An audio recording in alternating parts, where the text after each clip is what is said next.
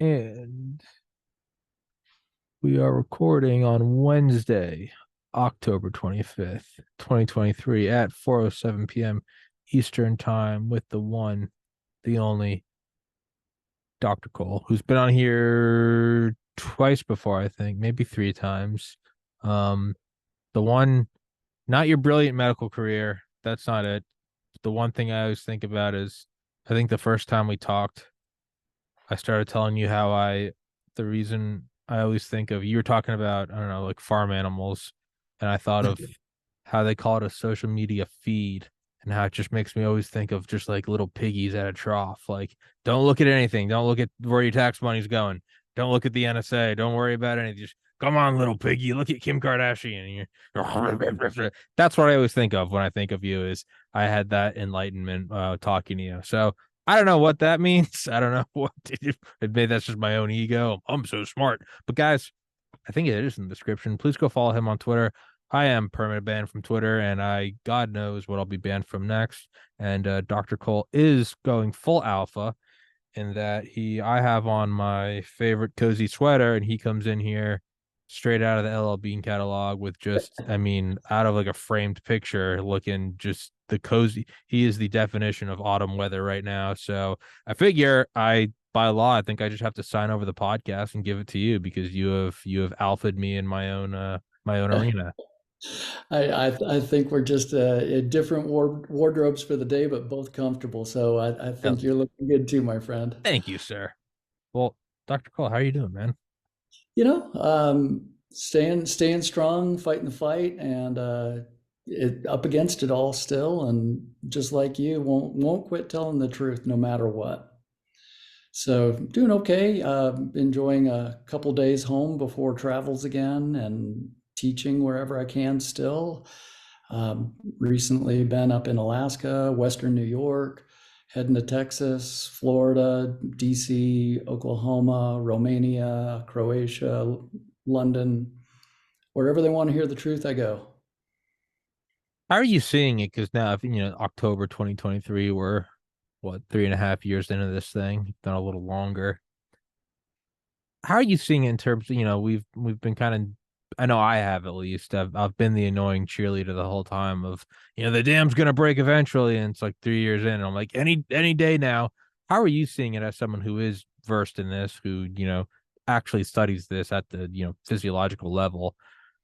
How are you seeing it in terms of your travels around the world of is it less and less deniable, and is it maybe convenient that the whole world's focus is on Ukraine, Israel, Taiwan, and it's at the point where for years it's that's BS, that's BS, that's BS, and by the time you're starting to feel vindicated, is there almost like an unspoken response of like, yeah, yeah, yeah, yeah, yeah, we know, but there's a new thing, and you're just kind Yeah, of left well, like, and that's the mastery of the game. It's like the hypnotism TikTok, watch this. Okay, here we have this, and now we have, oh, BLM riots. Now we have COVID. Now we have, transitions, and now we have, oh, Ukraine war. Oh, now it's Israel. Tick, tick, tick, tick. So it's watch the little swinging hypnotic clock. So I think you nailed it there because it's that art of distraction. Take attention away from harms done so they can keep doing different harms, whoever they are. But it's kind of like I was reading a good article the other day talking about a bug's life, and Hopper, the big old mean grasshopper, saying, our job is to keep these ants in line. If they realize there's more of yeah. them than us, then we're in trouble. And I was reading that article thinking, how apropos is that? Because that's really, I think the powers that be, the cajillionaires that run it all, they're going to keep doing whatever they do. But the more people resist and wake up, the better. And as I travel the world, I am cautiously optimistic because at the populist level, I don't care what party you're in, people are waking up and they're saying, "Oh, this is BS. We're just here's an optimistic sign." So the expired booster for the extinct variant, rolled out in September. Thankfully, the uptake is less than 2%. I think that's a great sign that people have woken up. Hmm. So people on the other side of the planet, They remind us as we travel and teach as teams. They say, you guys have to get it right in America, because whatever happens there, it's going to be worse for us. So the whole totalitarian push, be it all these new online safety laws in other countries, and oh, we're doing this to protect you from you. No, they're doing it to protect themselves from us, because they know that we're waking up. So I am, yeah, that is it bad enough yet?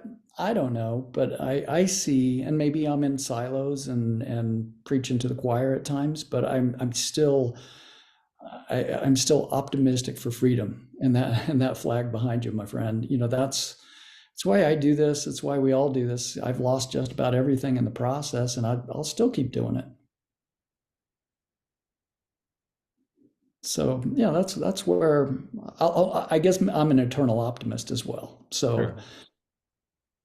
You can't not be, yeah. It's otherwise it's just a self-inflicted cancer. And yeah, yeah, there are these the weird phases of like, yeah, optimism, pessimism, white pill, black pill, red pill, blue pill, of going up and up and up and down and waking up. And you're right. Am I in a silo? Is it just that I'm talking to the same people and that we're all starting to agree on it? Um, but there is kind of one thing I've started to take away, and I was actually just mentioning this in the last show of, excuse my French, but like how much of like a snooty asshole I am as soon as I finish like a history book. All of a sudden I start like citing it all the time. Like, well, let me tell you about, and I've known the information for like 18 hours. But that being said, because I am that person, I did just finish a book on Woodrow Wilson. And so now I'm like, well, let me tell you about old Woodrow, like as if it wasn't just a book that I read that anyone else can read. But it's it's a theme there that you see in World War II, you see in the Cold War, and it's this: bad event starts happening. The smartest and best, most read in people are convinced that event is the end of the world. They start to realize we're going to get through it. As we get through it, they're kind of shocked that it's not all sunshine and rainbows and that we're not all singing kumbaya. And then they finally internalize that all you can really do is make the world better for your kids and your kids' kids, that you may not get credit, and that that's okay. And you see it again and again and again. Eisenhower, I read a book before it on that, be it Eisenhower or Kennedy, or go back to Woodrow Wilson. It's just these themes of, I mean, the foresight of Woodrow Wilson talking about the Treaty of Versailles, and he's saying like, we can't, this cannot be another treaty. Like, this war was different, and that's the most people that's ever died in a war, and that's why they call it the Great War. And he's like, if we do this incorrectly, which I feel like we are, this is just going to be a temporary pause, which is going to lead to another great war. And everyone's like, but this was the war to end all wars. And he's like, I'm just saying, we're really punishing Germany. And World War II and on and on and on. But and then we come through it, we beat it, we put together all the resources of the West, and we're surprised we come through it. And he's so upset that there's all this weird factionalism after. It's like, didn't we just see that like this is what happens when we don't all agree? And then he finally kind of dawns on him that he's like, everyone's gonna hate you, half the country's gonna love you, half the country's gonna hate you if you're the president. You're never going to get the credit you deserve. Some senators would come up to him and they'd be like, off the record, like, I really agree with what you're doing, sir, but I can't say that in front of my constituents. And even he's just like, you don't even get mad at it anymore. You just realize, like, put the ego away. And he just kind of sets it up so hopefully it doesn't happen again. He finishes the Treaty of Versailles and he comes back and he creates the NDIA, the National Defense Industry Association or Act. And it's so that we can streamline anything. God forbid there's another great war. So my point of that whole rambling is that's kind of where I am with the show. Is by the time it starts to seem like you're vindicated, there's just a new thing, and you're like, "Hey guys, look, I was right. Remember when I said I think the government's in bed with social media? It's Twitter files, and remember how the doctor said that this was happening? And it's just shut up. Hamas attacked Israel." And you gotta go, I just have to do my best part. I'm not going to get the credit, and that's okay. That whole word vomit that I just hurled at you so rudely. Do you find any Yeah, you have a identity with couple. that? Yeah, a couple great points you bring up, and I think one of the constructs is think globally but act locally. Hmm. I'm not going to change the world, but I'm going to change my own small sphere of influence. And this is one thing. Conference is 700 people in Rochester, New York this weekend. Wonderful people. I can give words of inspiration and whatnot, but I can't change their local community. They can. And to that bigger point of, yeah, half people are going to like you, half the people are going to hate you, you brought up a great point and a frustration I've experienced over the last couple of years. So many people come up and say, oh gosh, I completely agree. I'm so glad you're out there saying it. So glad you're out there doing it. I wish I could do the same. And I just kind of, get a smile on my face and turn the brow a bit and say, guess what? You can do the same. And they, well, gosh, but I'll lose this and I'll lose that. And I just say, and I did. So do you value safety and comfort more than you value freedom? Because if you value safety and comfort over freedom, you lose. And that's the hypnotism of social media. That's the hypnotism of the legacy media. It's, oh, we will keep you safe and comfortable. We will keep you entertained, so you don't act within that sphere. And if you're distracted and you just fall back to just patterns of comfort, then you're not going to. I'm not saying you have to change the world. I mean, the constitutional structures we have in place here in America are amazing if we apply them. And as my friend Steve Day says, we're a rule of or a nation of laws, but only if we enforce the laws we have, which we've failed to do. And instead, we're seeing lawfare, where things are being twisted and used against those who are trying to fight for just foundational principles. And that's a big frustration I've seen. So, whether it's during the Wilson administration and Treaty of Versailles and going through that portion of history, we're repeating so much of it because we didn't learn from those lessons. And if you're not a historian, then I think you're fighting blind with one arm behind your back. You have to know history in order to prevent bad things from happening again. So I think a lot of that resonates, and I'm like you. You read a book and then it's front of mind, and knowing that knowing that new aspect that you may have remembered from high school, but now you have a deeper understanding, especially the older we get, having life perspective to apply retrospectively helps to frame things a way we didn't understand when we were younger. And the bigger principles, I think, matter more because we are kind of in this 1776 moment. And whether it's you, whether it's me, whether it's many of my other colleagues just shouting, hey, wake up. It's not the British that are coming anymore, but there's a lot of other forces coming at us. And if we're asleep, safe, and comfortable, in the end, we lose. Hmm. And then sometimes I look back and it feels so, how do I word this? I don't know. You look back at World War II, right? And we're losing. I mean, I was born in 1990. I mean, I remember like extended family members that were veterans, and then as time it starts to, you wake. I'm 33. It's 2023, and you start going, oh shit. I mean, what you had to be at least 18 for it to be finished. So what you had to be born in. What would that be? 1927. You go, a lot. They're coming up on 100. Yep, they're now all of a sudden the World War II veteran isn't the old guy at the cane. It's best case scenario. They're in a you go, oh wow, they're old. And then you look at World War One and you can go find videos online and it's all these interviews with these guys.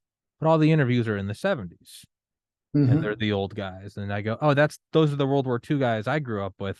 That's my great uncle. Oh, but that was 20 years before I was.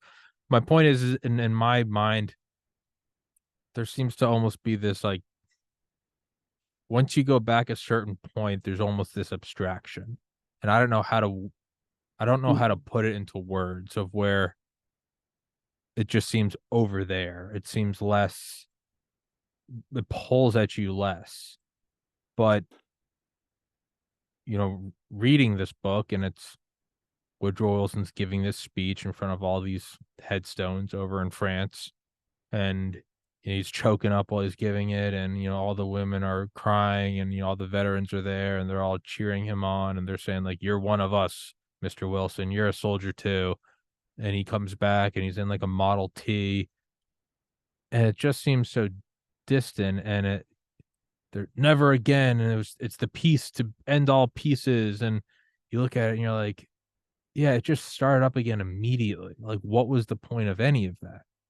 And I can't help but think the year will be 2150. And just like you can look at an old silent film, someone's going to be playing this somewhere.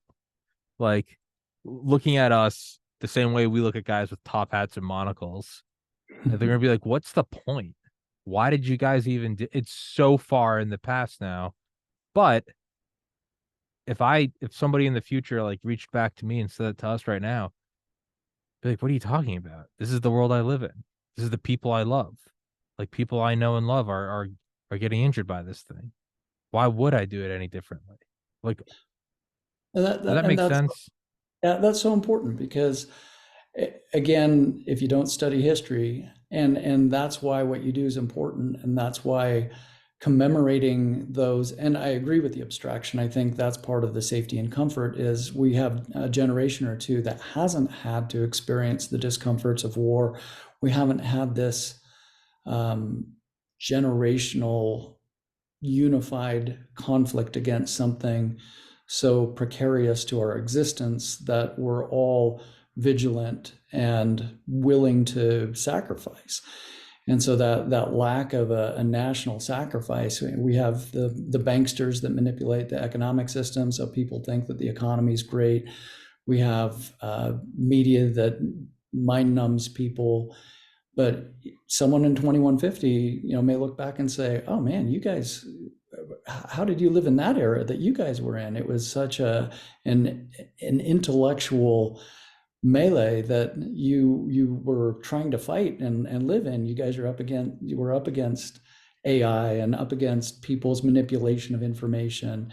And so, I mean, we are in a war, but it's a war of information now, and trying to, this whole construct of mistis and malinformation. There's only information, and some of it's good, and some of it's bad, and some of it's better. But if you let all the information forward, whether it's kooky or not, then the cream will always rise to the top. And so I think historically, it's even interesting to go back and read those history books because there's other perspectives on it as well.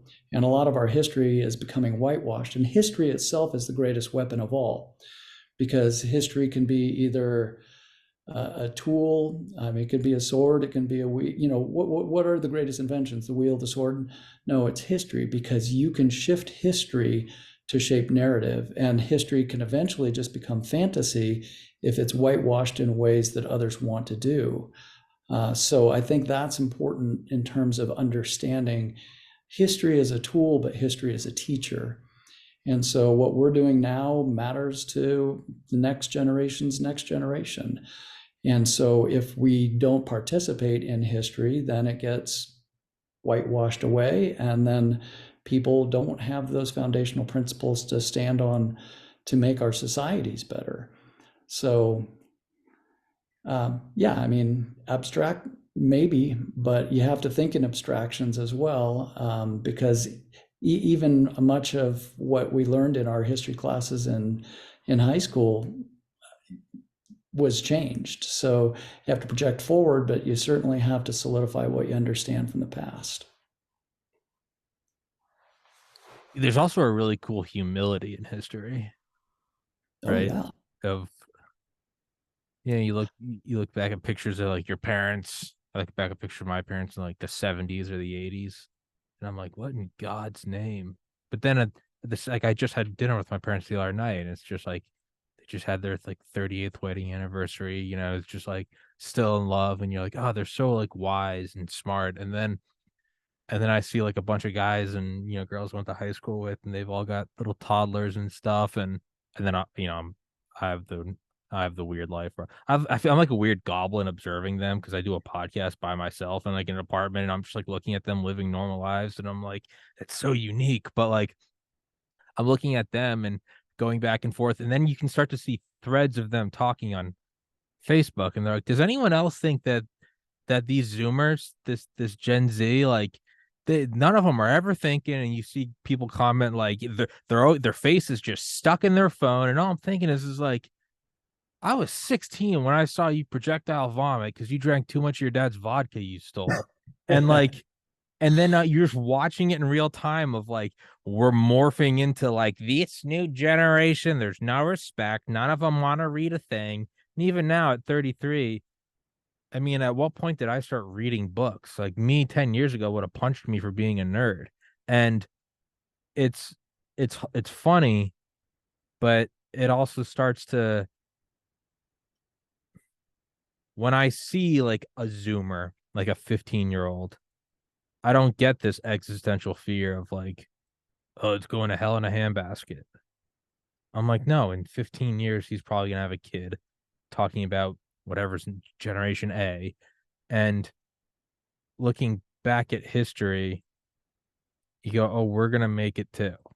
Maybe we're not the greatest generation because that there can only be one, but it makes me a little less fearful when I look at the crazy tasks people had. It is kind of like seeing your friends from high school talk about these damn kids now. It makes me a little less scared. I get AI, global, biosurveillance state. Part of me is like, the people that got through World War One and World War Two, they were you and me, man. They were you and me where the first 5 minutes was like, that's a badass jacket. Like they just, anyway, we gotta go kill Hitler. Like, I don't know how we're gonna do this, but like, all right, let's do it. Like, Ready, that set, makes go. sense. Well, yeah, and it's kind of like, like you're saying, oh, this jazz generation's going to kill these kids. Oh no, it's this rock and roll, this awful stuff. Oh no, it's rap. Yeah, And yeah. so it's each generation looks and thinks the next one's going to be hopeless. But having raised six daughters, I look at it and think, oh, how did I actually manage to raise independent, responsible, functional children? And I know that's one of the fears many have. Oh, I can't bring children into a world like this. Well, that's probably what the colonists said. Oh, there's a war. I can't bring a child into a world like this. And then Civil War, I can't bring a child. Generation after generation. Yet, what do? We keep bringing children into the world, and we keep trying to make the world a better place for each of those generations. And yeah, I lived in Argentina for a while, and there's an expression for that age group. I have my youngest still at home. She's 15, and I call it La Edad de Pavo. In Spanish, that means the age of turkeyness. And they're The polite way to self-absorbed. put it. They're self-absorbed into the turkeyness of that age, and their mind is still maturing, and that frontal cortex isn't fully developed and evolved until early 20s, etc.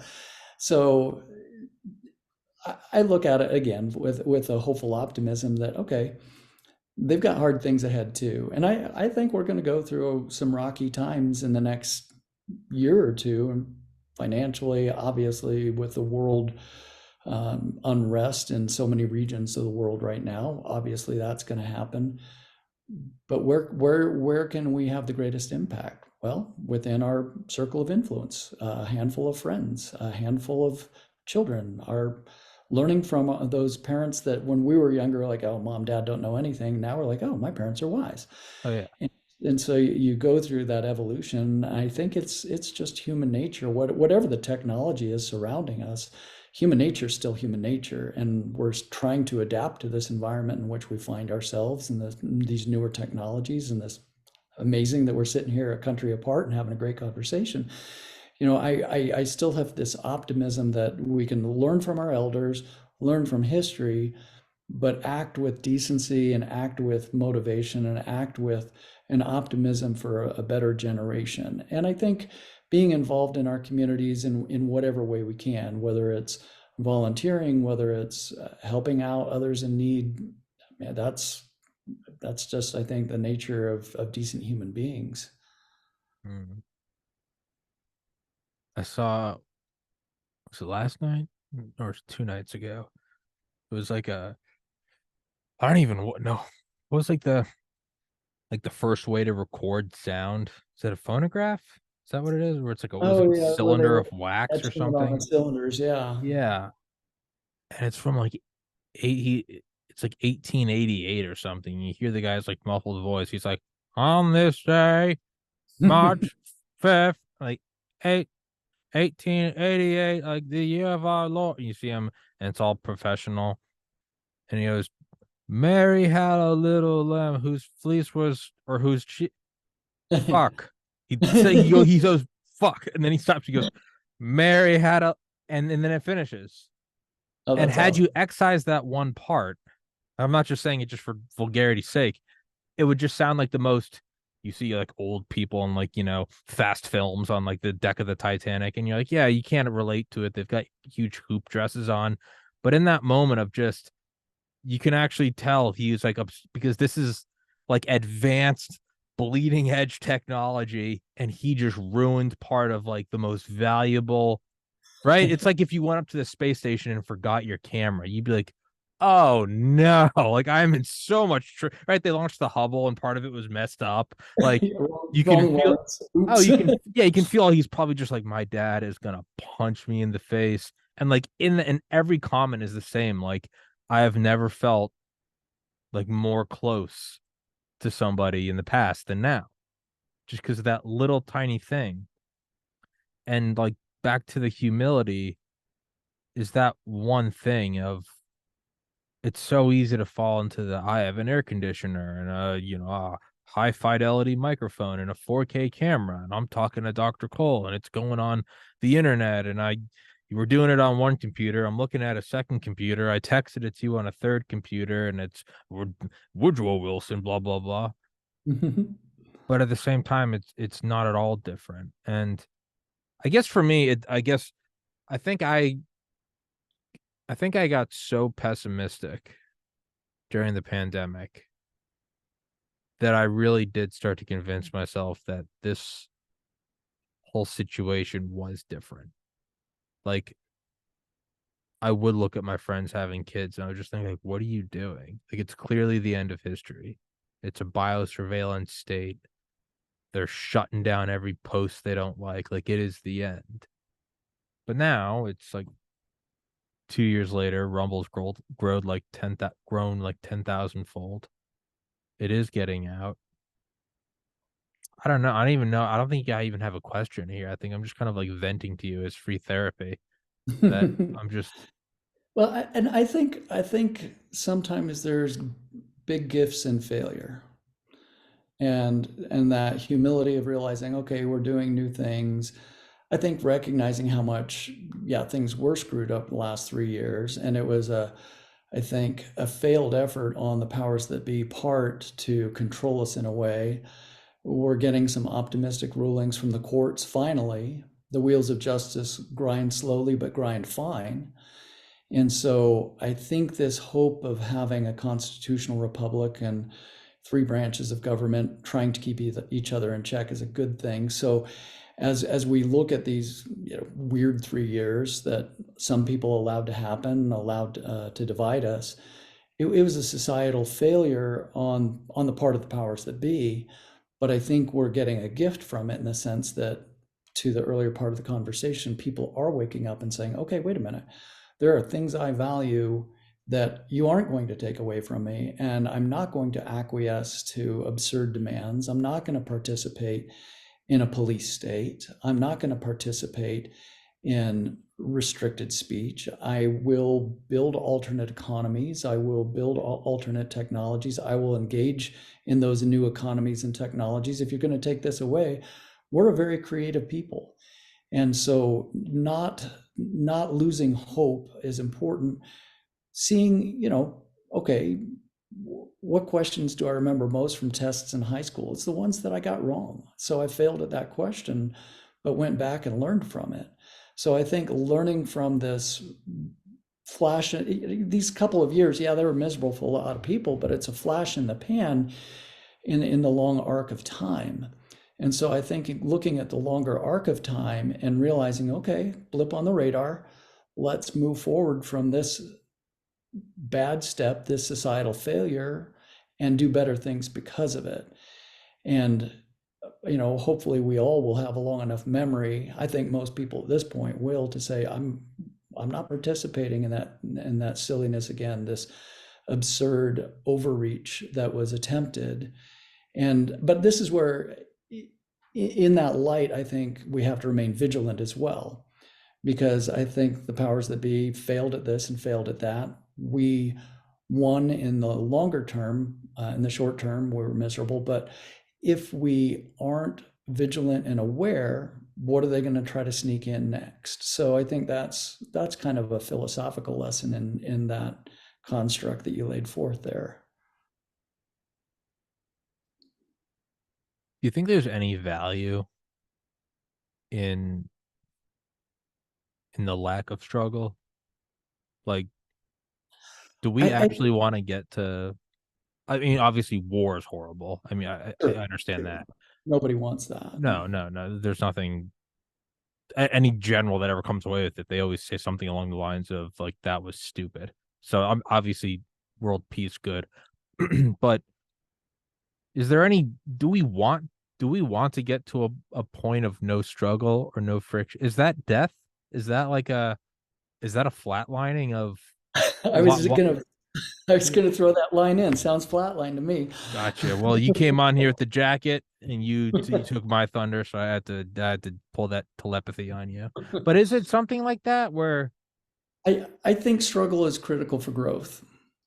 If you and I don't exercise, I do all my work on my farm. So I've joked before, I do crop fit, not CrossFit, but moving the oh body man, builds the total body. dad joke? That was good. Going to the gym builds the body. I mean, that's struggle for the muscles. But I think uh, a lack of struggle is necessary at times to reset and rest, or to redirect. But a lack of struggle is a lack of growth in my mind.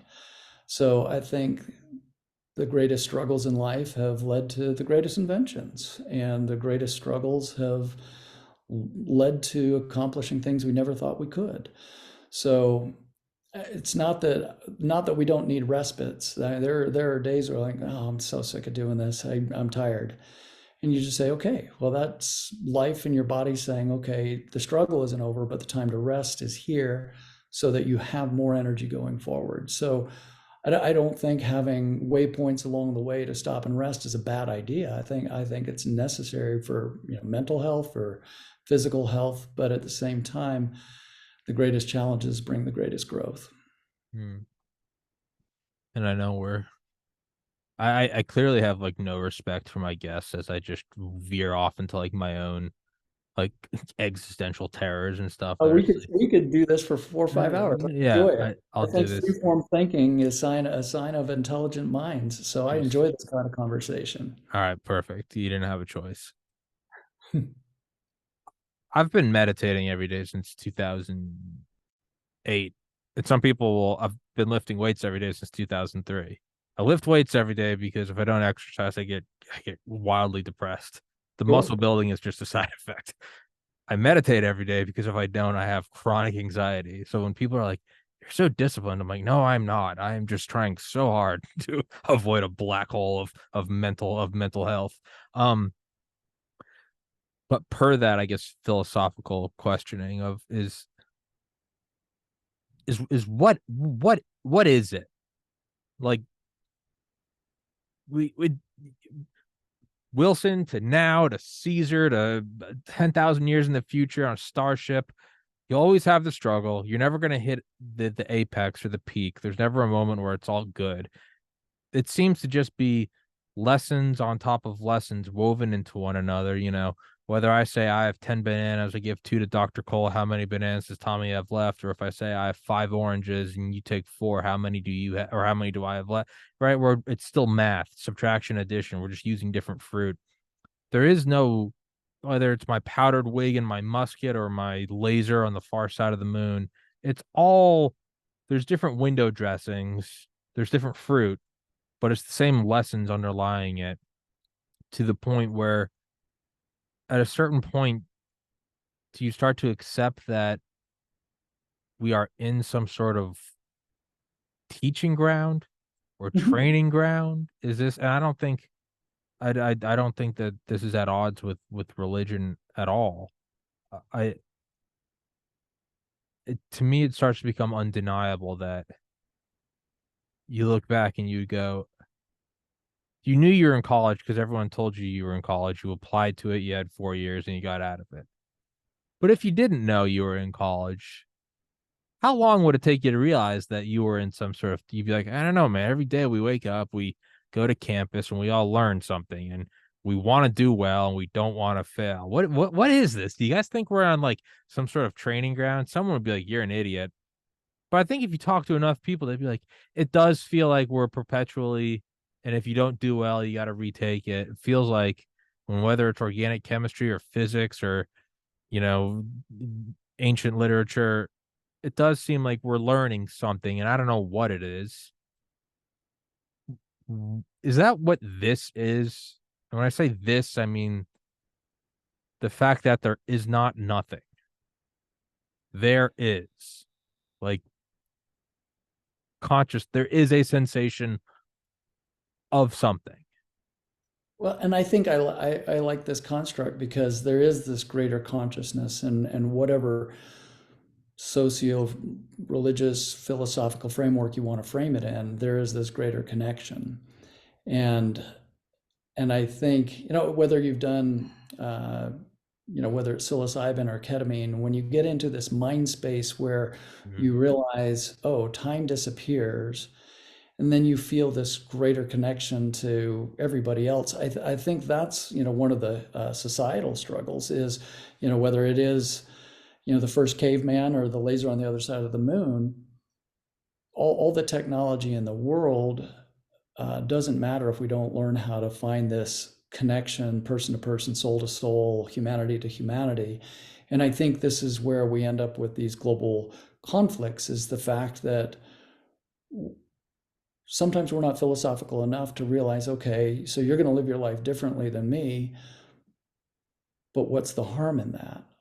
If we realize the humanity in people and this greater connection, this greater vibration, however you want to frame it, I think it's so important that when we get attacked by others for our points of view and whatnot, I always like the construct that it's hard to sit down and break bread and have a meal with somebody and walk away hating that person. You Yeah. can disagree with them, but once you're face to face and you see the humanity of somebody else, you realize we're all living a shared human experience that is going to be different for all of us, most certainly, and individually different for 7 plus 8 billion people. But at the same time, we share a common blueprint of genes, we share a common blueprint of anatomy, we share a common blueprint of history. And I think there's joy to be found in those connections and joy to be found in that humanity. And maybe I've shared this on one of our other conversations. Knowledge is my drug of choice. I love learning, and I know you do too. And so that's something where we leave a legacy in life one of two ways. A mentor taught me years ago, and he said that's either as a parent or as a teacher. So this acquisition of knowledge makes the world a better place if we're willing to impart it elsewhere, which I think is a big push of what you do with the podcast is you're imparting knowledge and letting others teach and share as well. And I think that's what improves this human experience. And I don't think, we're in the null set. I don't think we want to get to that flat line vibrational zero. I think I'll use the chemistry example. We jump to a higher valence when we're stimulated by things that are enlightening. And, when we jump to that higher valence, we let off an emission of light. It's this construct of, hey, I was touched by someone else today in a good way. I learned something. I see the world differently because of someone else's ability to do something different in life, or share in a way that I wasn't even tuned into. So I like that construct that in the long arc of history, there are still things we can learn, still things that we can teach, and we'll leave our fingerprint on this era of time, and others will look back and go, oh, I'm free today and I'm still learning today because these individuals back in that day were still doing the same thing as well.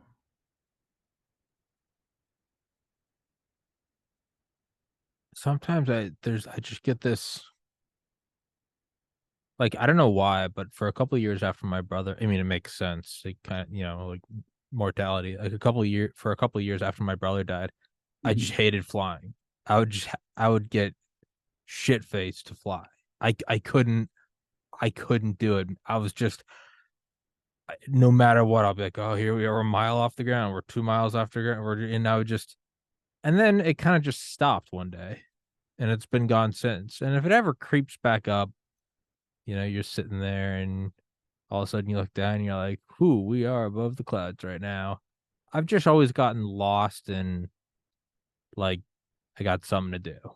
Look at my phone, or get up, go to the restroom, or do whatever, or meditate, or watch something, or listen to a song, or when you're trying to fall asleep, sit there and go, "Just fall asleep, fall asleep, fall asleep, fall asleep." You're never gonna fall asleep, but put on an audiobook or something.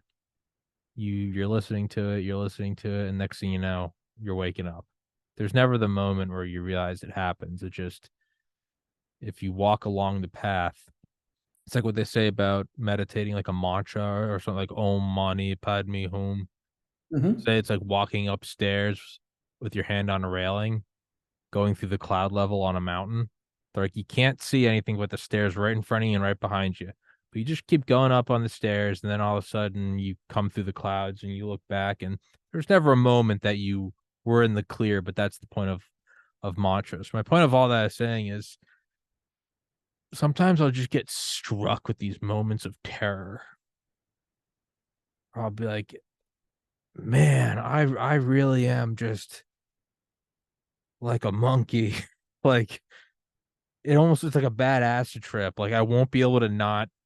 You look at someone, you don't think anything of it.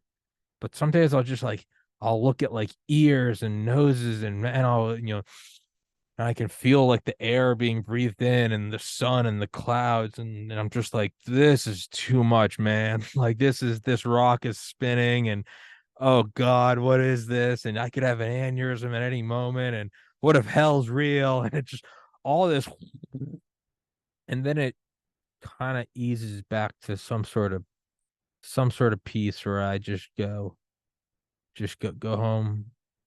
We're just gonna hit the gym, just do a podcast, listen to a Woodrow Wilson book, be a snooty asshole, parrot things about World War I as if you're wise. And then there's never a moment that I realize the anxiety's gone. Mhm. But all of a sudden I'm sitting here on a Wednesday, and I think it was Friday. I was having really bad I just told myself, I was like, go to the gym, clean the apartment, do a podcast. Go to the gym, and now I'm sitting here with you, and I completely forgot that I was anxious.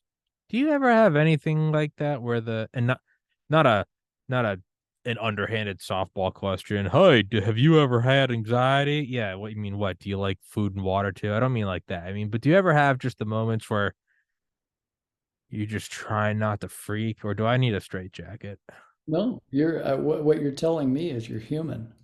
And anybody that tells you they don't go through, I mean, people make experience those things more intensely than others, but anybody that doesn't go through that in certain cycles of life, or even at a frequency more than others, they're lying to you. I mean, that's part of being human. There are certainly nights I'm like, all right, okay, my career's over. What do I do next to keep the kids going? I've got some lawsuits going from all the stupid attacks on me for the last couple of years, and fighting back on those. And it's like, okay, what if I lose? Um, Absolutely. And I think finding people to connect I'm just what we're doing right now, just finding decent people that are real, helps get us through it. I have a couple daughters that go through their anxiety moments, and as a parent, sometimes the best thing is one of two things: distraction, hopefully a good distraction, and or humor.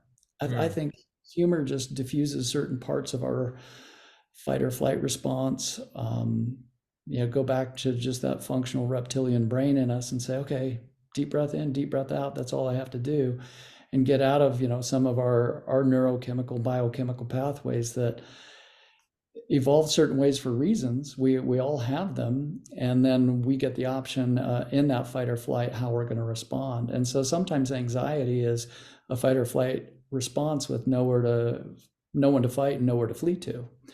And so it becomes an internal fight or flight, and then we just have to try to reset those pathways. I'm being a pathophysiology nerd here, but I think some of those coping mechanisms you describe are critically important. I think meditation is highly underutilized in our society. I think exercise is highly underutilized, obviously, in our unmetabolically well society. But I also think connection is highly undervalued.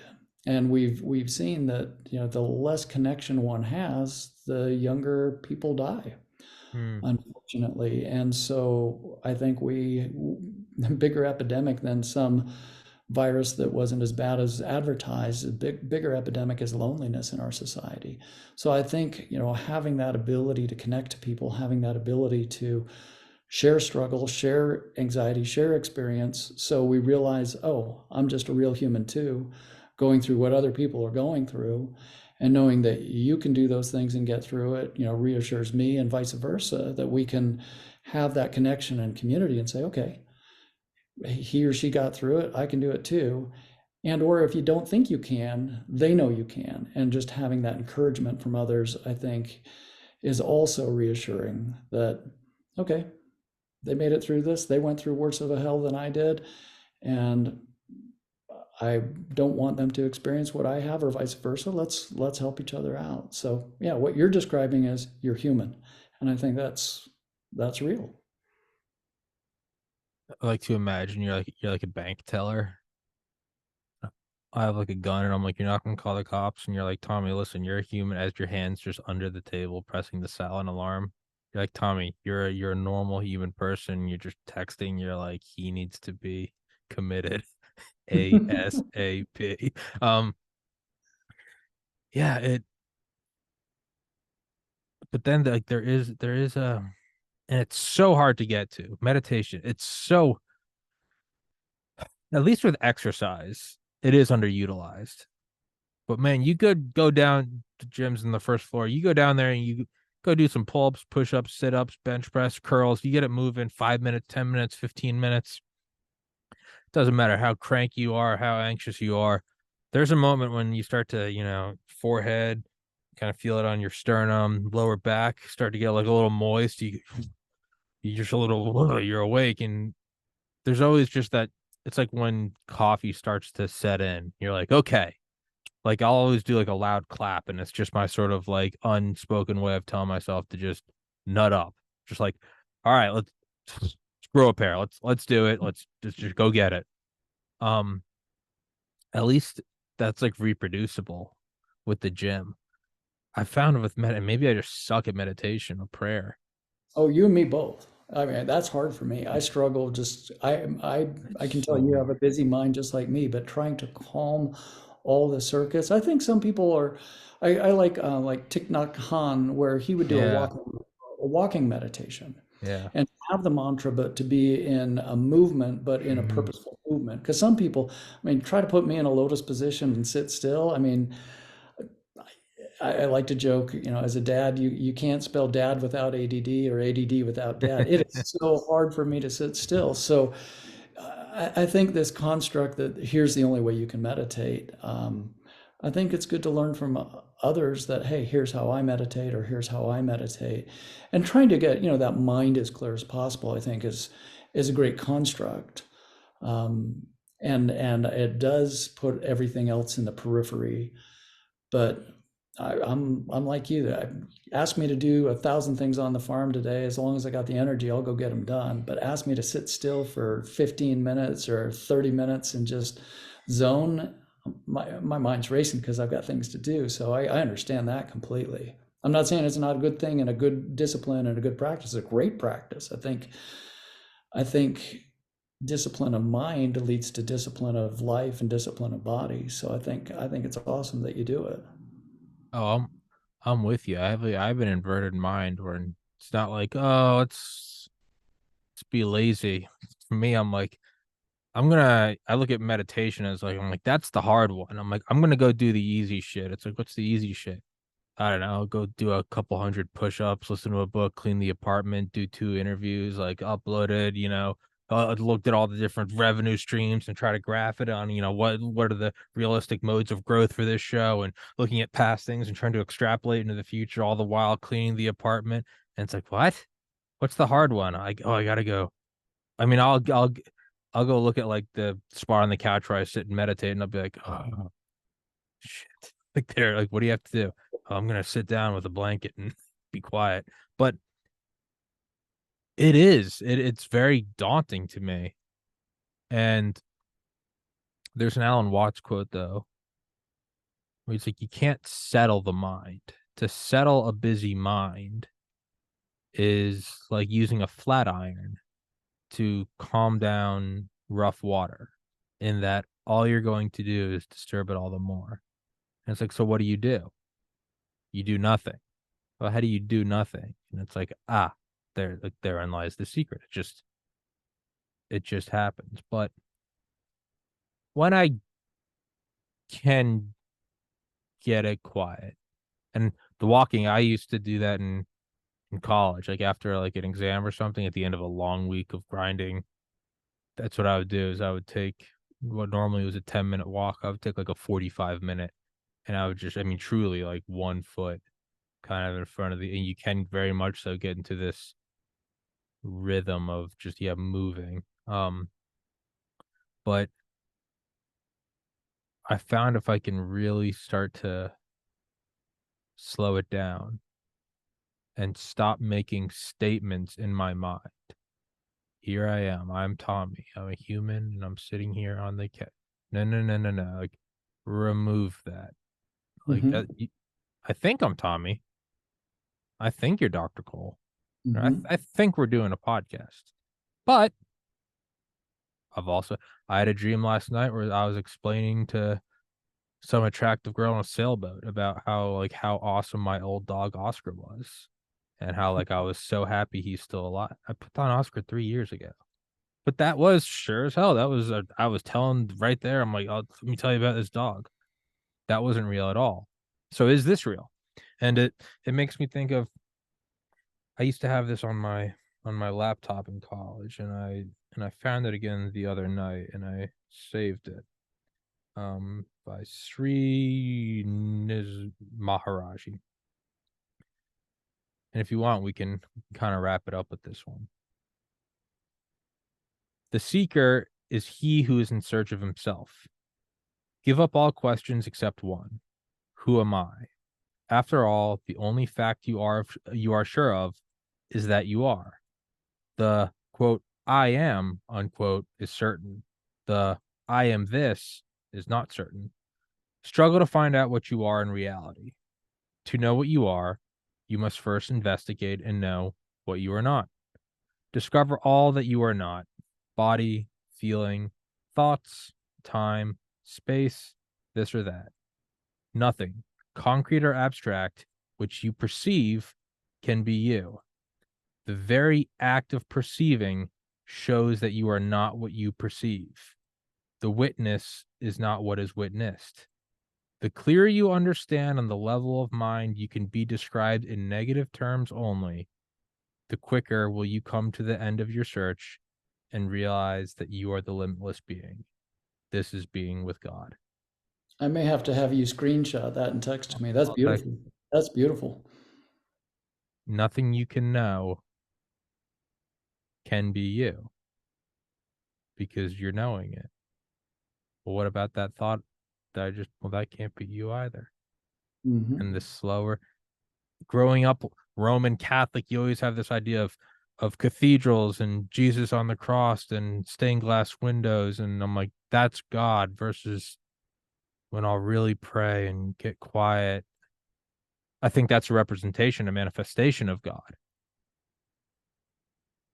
But when I get to that, I've done psilocybin, I've done LSD out in the woods and watching the sunrise and all that hippie shit. Mhm. Nothing has ever brought me peace. Like, and when you get to that moment, that it always pops into my head as if somebody just projected it, and it's "Be still and know I am God." Like, Mhm. to me, I'm like, oh, that's God. God isn't an angel and a trumpet, or maybe he is. But when I feel those moments, I'm like, oh, this is God is with me. God loves me. Like, he'll never turn on me. And it's like, oh shit, okay. And that's beautiful. I think, recognizing that, this amazing human body that we're gifted with, and even more so the human mind, is one of the greatest cathedrals in which we can Oh yeah. dwell. Yeah. And so to be non-egoic in a space of grandeur, and that space of grandeur is the gift of mind, and free of all that external identification. I like that a lot. Yeah. And then so the thought I'll then have is it's almost like God telling me like it's like I love you. Like just I experienced those brief moments of eternal bliss. And then it kind of dawn it's almost like he's looking at me and smiling and he's like, so like look again at this world. Like, do you really think I just threw you into a shit show? Like, do you really think you're just suffering learning organic chemistry? Or someone go, no, you're in class to get an A so you can go on to the next thing. It's like, oh, there's a purpose. Like, of course there's a purpose. You're not just doing chemical structure. What are you, an idiot? No. That's what it kind of dawns on me is God being like, I don't doubt subjectively it's a little human that this is frightening and scary and heavy and sad and all that. But it's almost this look of like, really? Like, come on. You really thought I did you dirty like that? Like my best friend's flying up tonight. And he's like, yo, grab me some beer. I'll send you some money. And I was like, he's been my friend since before 9/11. I was like, I have been insulted. You just told, like, what? I'm gonna go shut up. Like, it's on me. Like, no, come on. Like, drink and be merry. Let's enjoy it.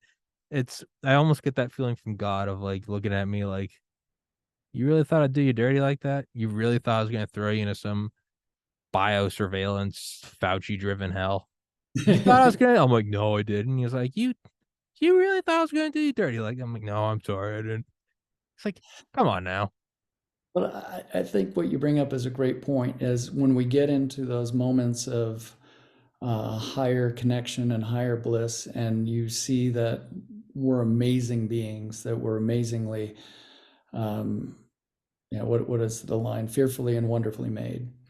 And and when you look at that, that you can say, okay, I had my bliss moment. I'm connected to the greater. Now I've got to go through the moments of struggle and hell, knowing and having that foundation that there's that greater connect, and we can reattain that space and reattain that feeling, and we can struggle on in life again, but that's always achievable, because if you can get into that non-egoic self, you realize, okay, it's not about me, it's about all of us. And so I whether it's throwing one or two back with some friends, that's blissful and fun too. Sure. But at the same time, getting into those quiet moments of self and soul and mind, and just recognizing, like you said in that beautiful quote, I am, and that's enough. That quite is you'll go really deep. It's not even the words I am, because what is It's that? In the English language, that's a noise we made up as monkeys. It's just you can't as soon as I start talking, it's ruined. It's which kind of just that applies to most of my life, but specifically with meditation, it is. Mhm. Even it's like when your TV's off but it's still on. It's like a black screen, but it's not that it's off, it's that there's black on it. And you Hmm. can almost kind of hear it. And you're like, Hmm. that's not off. You know it's off. And then all of a sudden the hiss stops, and you're like, now it's gone. That's what it is. It's like it's nothing, it's black, but like it's still drawing power. Like there's something. Hmm. That's what it is to me. It's not nothing. And that can be scary, or it's be still and know I am God. And That's that a is, beautiful way to look at it. oh yeah, I feel better. I'm much more relaxed. And on the note of tired, needing breaks for everybody listening, the show will resume Monday. I'm taking a couple days off with my buddy to eat my body weight in pizza so that in a couple days I can go back to the gym and swear to never do it again, and the cycle will repeat itself forever. But Sounds familiar. oh, and it'll forever and ever and ever. I'll never do that again. All right, yeah, noted, bud. Um, Dr. Cole, I love talking to you, and I love you as a human. You are a fantastic soul, and thank you for coming on my show, and thank you for Anytime, hanging out with Tommy. me. Right back at you, brother. And have a great weekend with your friend. And I look forward to this again in the future. Let's do it. Thank you, sir. Guys, please go follow him on Twitter. Again, he's fighting the good fight. I'm banned from the kingdom of Twitter and Reddit and iTunes and YouTube and the growing list of people will be like, "How do you know Tommy?" Like, "Oh yeah, he's hiding out in the mountains." Also, I will text you that quote because it's a beautiful one, and it always, you are the limitless being. There's nothing. Dr. Cole, thank you, sir. Thank you. Guys, thank you for watching. Stay safe, everybody.